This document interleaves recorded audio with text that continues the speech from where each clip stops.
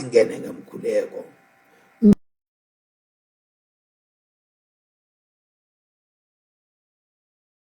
Edwa longqwele siyatithoba phambi kwakho wena lophakamisa labathobekile.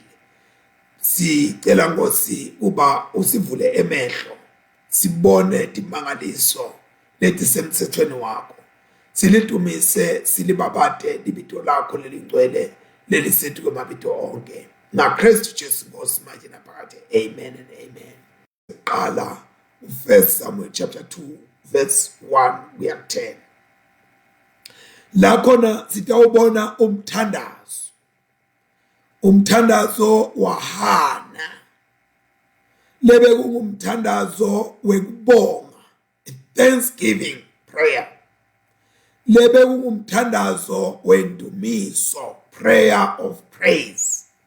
So umthandazo uneti ngoni letahlukahlukene. Kodwa lo lesiubukako namuhla wa Hana asiwe kunxusa. Kodwa ngumthandazo wekubonga, ngumthandazo wendumiso. Ubongane Hana, kwendekeni Hana. Ngikholwa ukuthi sitawubona masinyane ukuthi Hana ubongani.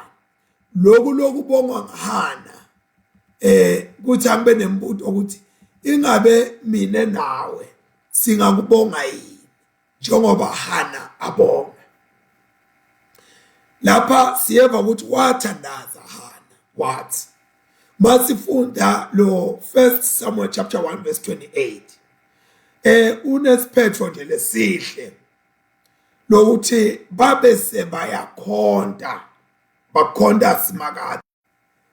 Uyihlabela ngoba uyelaphana ngalelilanga leli uyoshiya umfanyana wakhe lomqane.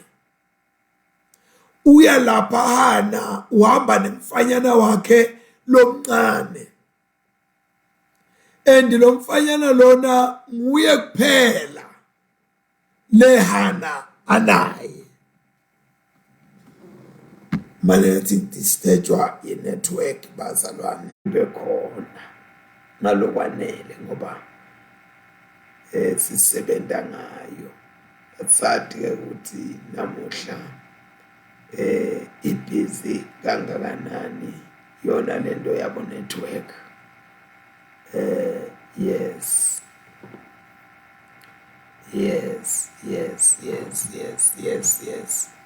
Sitobona just quickly.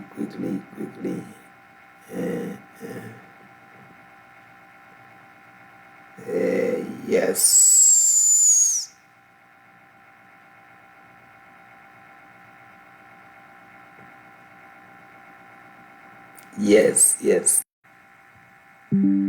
Oh my